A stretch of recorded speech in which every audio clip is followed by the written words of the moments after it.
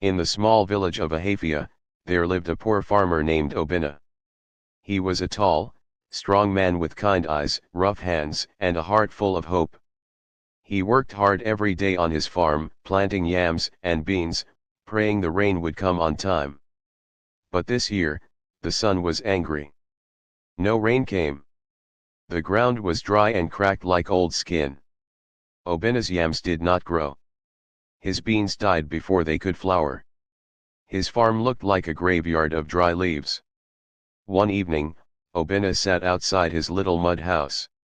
The roof leaked. The walls were tired. Inside, his wife Mama Ifioma was trying to cook something, but there was no food, only water and salt.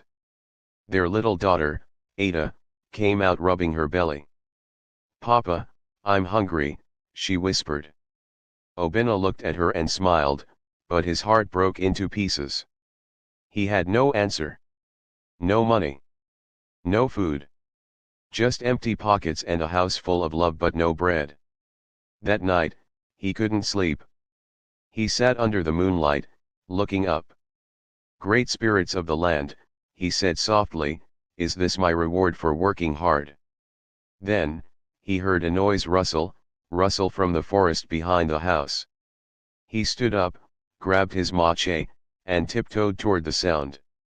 The forest was dark, but the moonlight helped him see a small path he hadn't noticed before. Curious, and maybe a little foolish, Obinna followed the path deep into the woods. He walked and walked, until the air grew cooler, and the trees began to whisper. Suddenly he saw it. A tree unlike any he had ever seen. It was tall and wide, with glowing silver leaves that sparkled in the moonlight. Its fruits were large, round, and golden like money hanging from a tree. Obinna's mouth dropped open. "What kind of tree is this?" he whispered.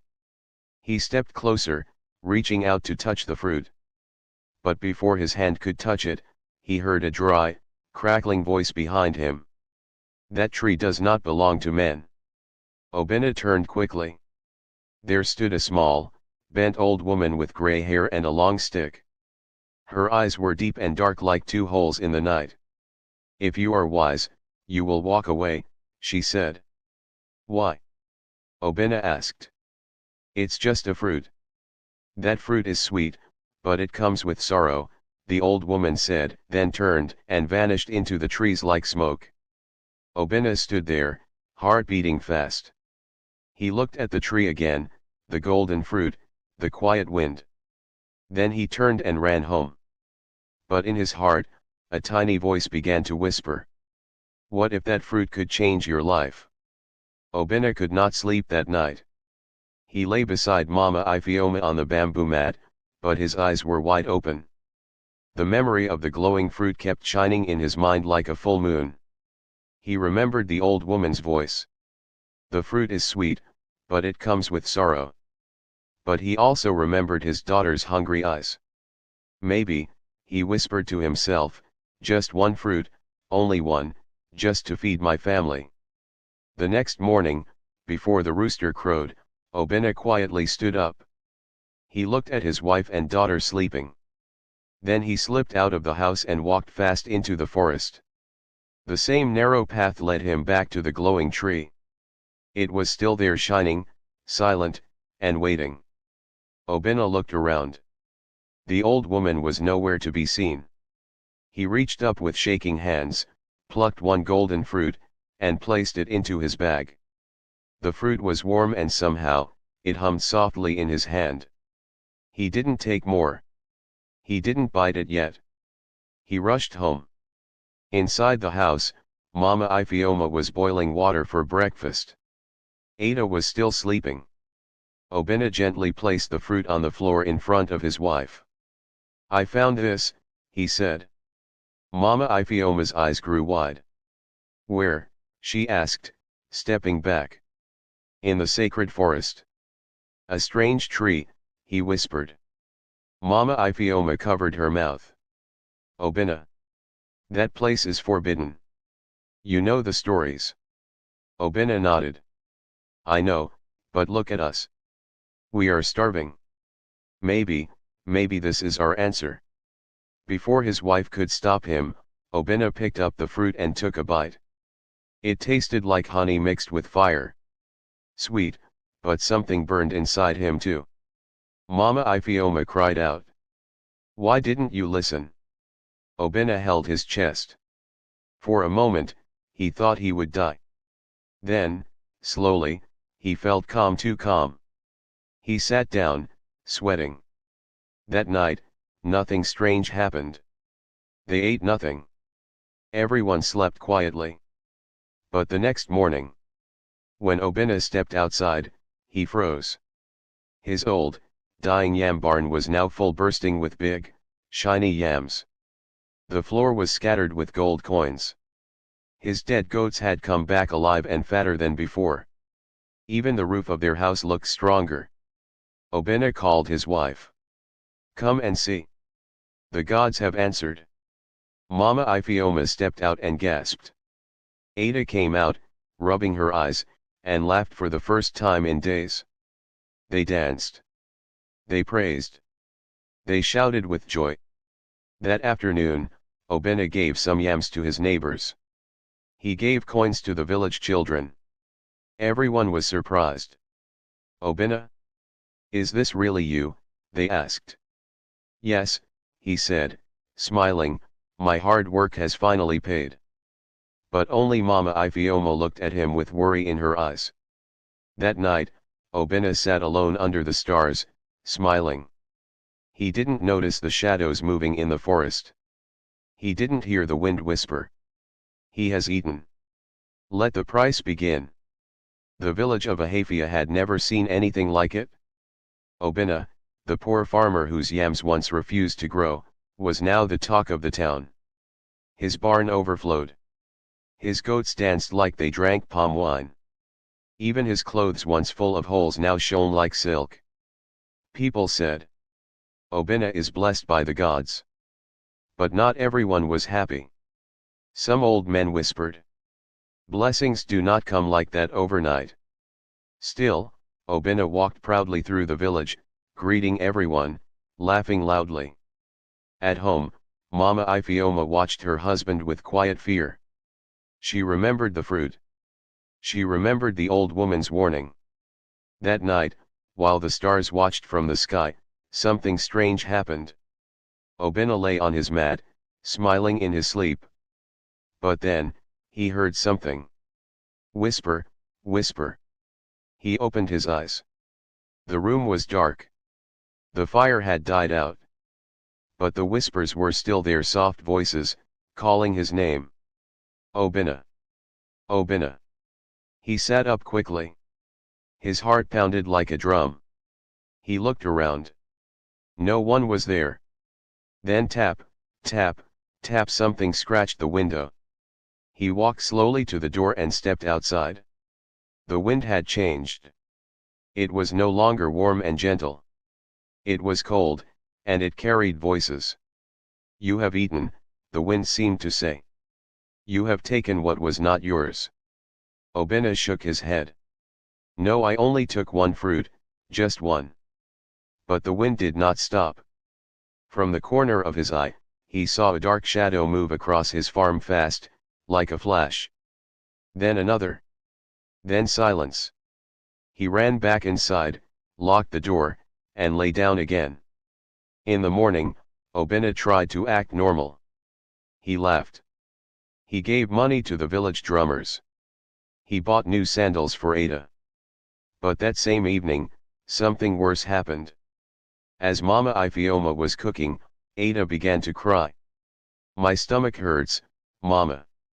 The little girl bent over and screamed. Her skin turned pale. Her hands shook. Obinna rushed to carry her. Maybe it's the yam she ate, he began. No, Mama Ifeoma said, her voice low and scared. This is not hunger. This is the fruit's curse. Obinna looked at his daughter, then at his wife. It was only one fruit. Why would the gods punish a man for feeding his child? Mama Ifeoma wiped her eyes. Because that tree is not from the gods. It's from something older, something darker. Obinna felt a chill in his bones. He looked outside again. The sun was setting. And somewhere deep in the forest, the silver leaves of the forbidden tree shook though there was no wind. Obinna could no longer pretend that everything was fine. Ada was still sick.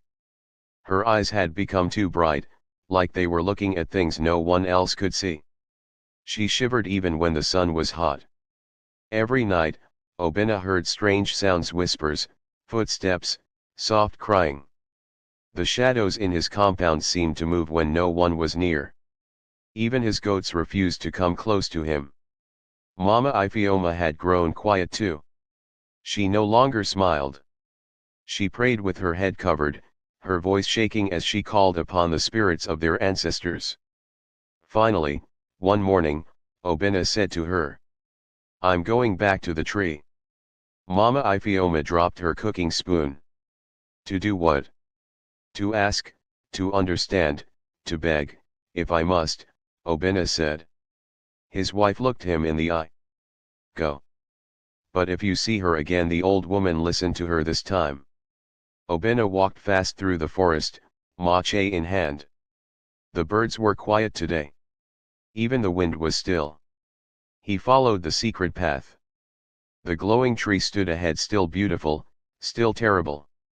He stepped closer, then knelt down. "Please, if you are a spirit, if you have ears, forgive me. My daughter is dying. I only wanted to help my family." Suddenly, crack! A dry branch snapped behind him. He turned. There she was.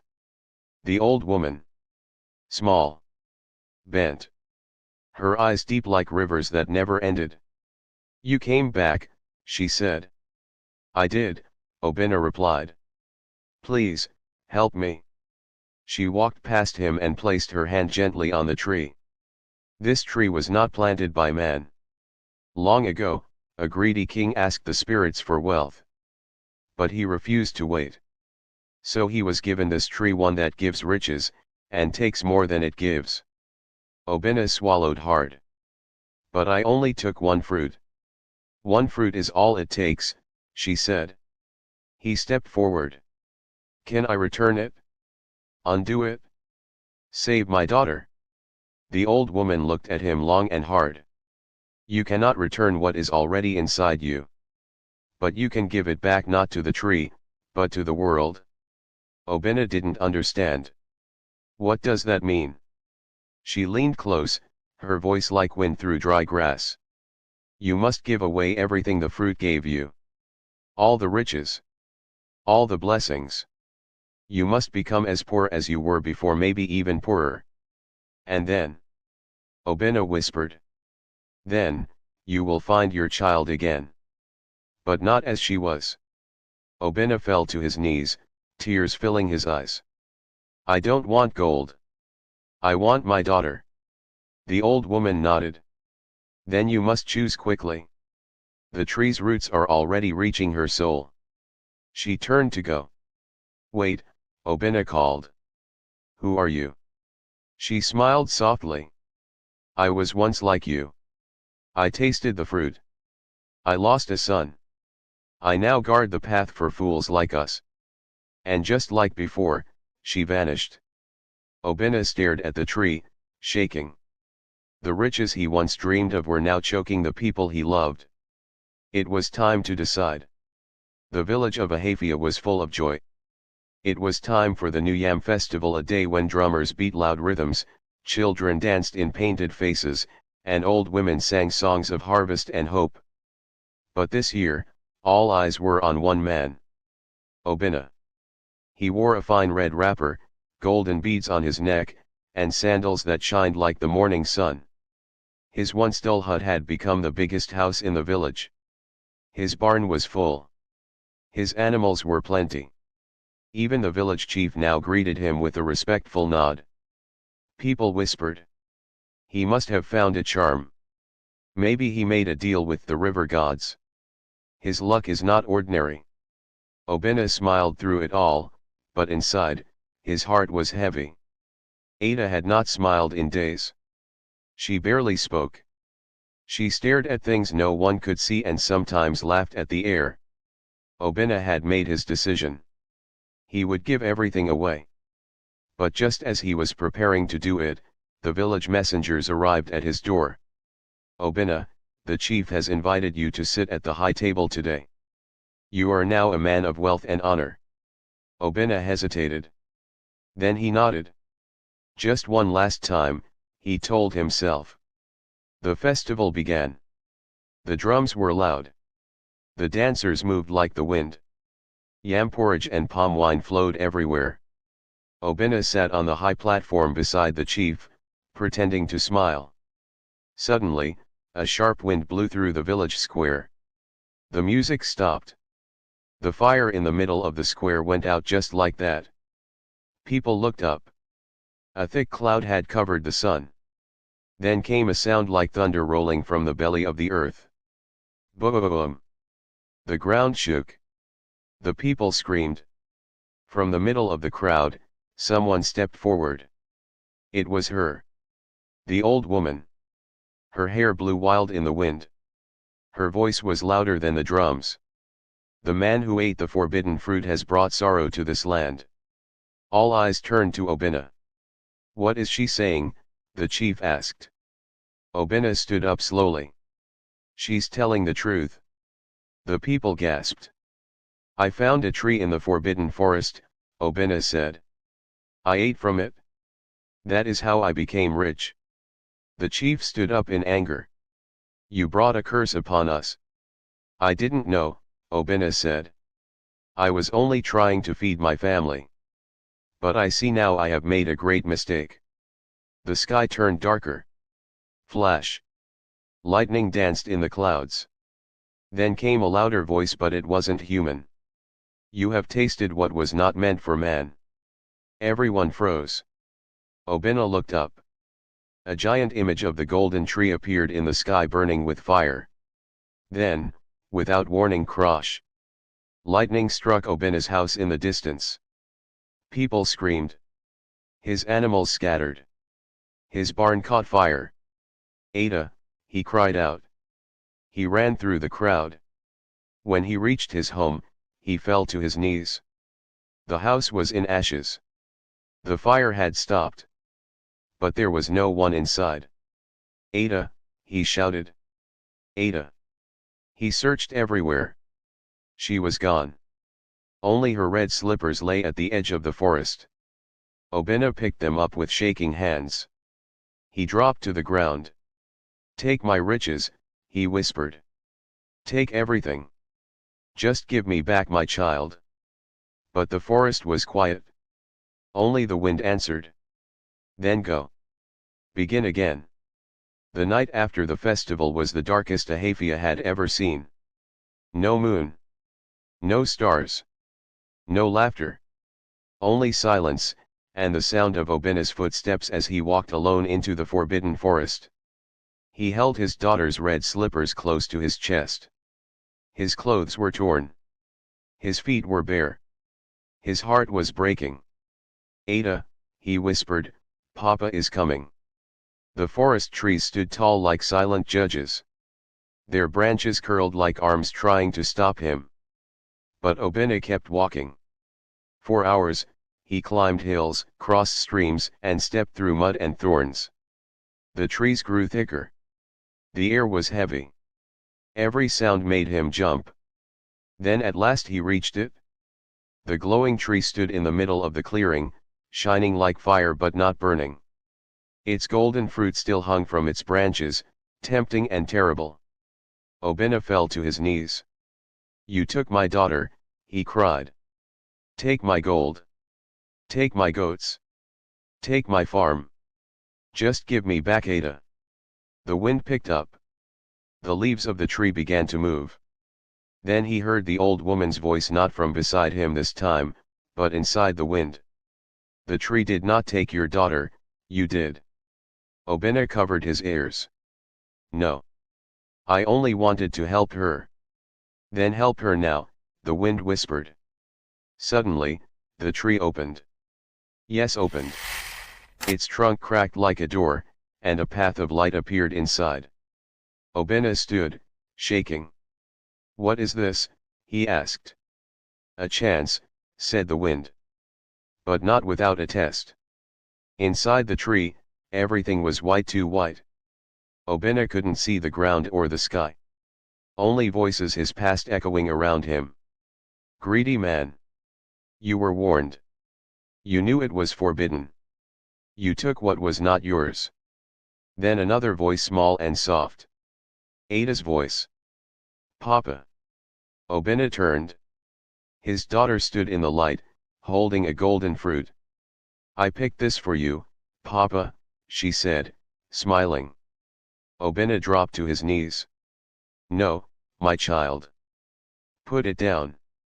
That fruit is not for us." Ada blinked. "But I thought it would make you happy." Tears ran down Obinna's face.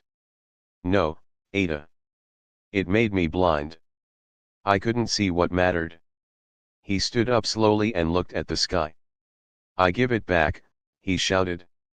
"I give everything back. My wealth, my pride, my foolishness, take them all." The golden fruit in Ada's hand vanished. The light around them began to shake. "Hold my hand," Obinna cried. Ada reached for him. Everything went dark. Obinna woke up lying at the edge of the forest. The sun was rising. In his arms was Ada. She was breathing. Alive. But when she opened her eyes, she did not look at him. She looked through him. "Papa," she asked. "Why is it so dark?" Obinna froze. He waved his hand in front of her. Nothing. His daughter could not see. He held her tight, crying softly. "I'm sorry, my child. Papa was wrong. But I'm here now. And I will never leave you again." The forest wind passed through them gently, almost like a soft hand on his shoulder. "Your journey is not over, Obinna," it whispered. "Now, you must live as a man who truly sees." The news spread fast. Obinna had returned without his riches, without his goats, without his fine clothes. But with his daughter in his arms. The villagers gathered, whispering. Some pointed. Some stared in silence. Obinna said nothing to anyone.